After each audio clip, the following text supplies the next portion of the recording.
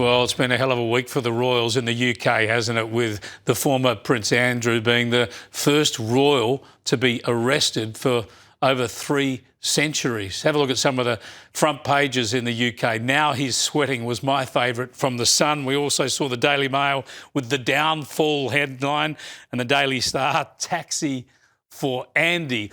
Now a lot of British lawmakers are looking at what they can do to remove Andrew from the line of succession, and there are calls to release all the confidential documents around his appointment as a trade envoy.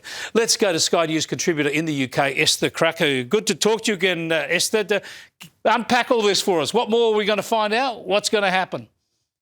Well, Prince Andrew has effectively been told by the royal family that, you now belong to the police and whatever the authorities want to do for you. Because other than the fact that he was arrested, his emails with Jeffrey Epstein suggest that when he was a trade envoy, basically a lot of sensitive material that he received, within 5 minutes, he forwarded on to Jeffrey Epstein, basically triggered an arrest by the police, which generated that infamous image of him in the backseat trying to avoid paparazzi cameras. But from what the public have seen so far is very suggestive that he had a very tight and deep relationship with Jeffrey Epstein. So to the extent that he was actually just forwarding on sensitive information that he received as a trade envoy. And for someone who is a financier and who is involved in financial markets for Jeffrey Epstein, it would have been very, very useful information indeed. The fact that he was arrested on the King's estate in Norfolk shows that the royal family is really cooperating with the police as you would expect them to, and they've basically said we cannot protect this man. Obviously the king has to ask all members of the Commonwealth whether they would be happy to remove Prince Andrew from the line of succession, which would basically be the final purge. We already know that Australian Prime Minister Albanese has approved of that, and I suspect there will be little opposition from other Commonwealth members to remove the stain on the royal family that is Prince Andrew. But it's been a very difficult week for the royals. All the work that they've been doing has been overshadowed by Andrew, even with Will and Kate being at the BAFTAs, looking as glamorous as ever, which is something that people really look forward to every year. Unfortunately, they've had the shadow of Prince Andrew's arrest and all the investigations into his relationship with Epstein basically overshadowing that. Yeah, New Zealand as well have said they'd be happy for the former prince to be dropped off the line of succession. I wonder if there's something, Esther, you could pass on our behalf to the lawmakers of the UK and to the judiciary, and that is if the former prince, is convicted of any crime, could they please not transport him to the penal colony of Australia? We don't want him. Well, thank you.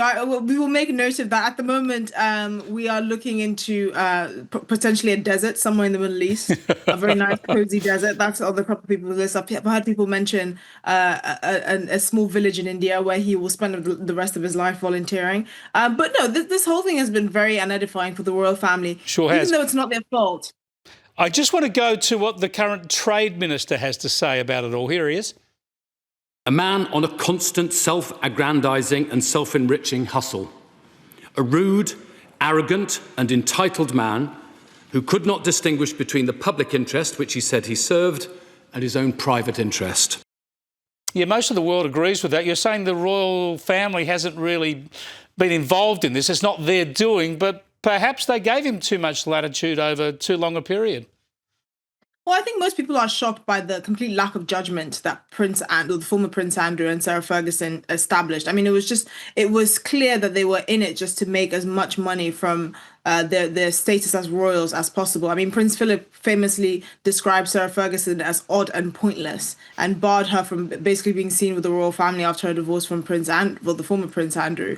But the whole thing has been really quite shocking to the extent that he was willing to really trade in his royal status for any sort of money. I mean, his relationship with Jeffrey Epstein, even though he denied it going as far back as it did, is incredible. And you've had, now former protection officers of his coming out to describe him to the media, saying he had a nickname amongst the other protection officers, and it rhymes with punt. Yes. So you can imagine that he wasn't a very popular man. He was not popular at all, and he's even less popular now. Thanks for joining us, Esther. Appreciate it. Esther Krakue there, live from the UK.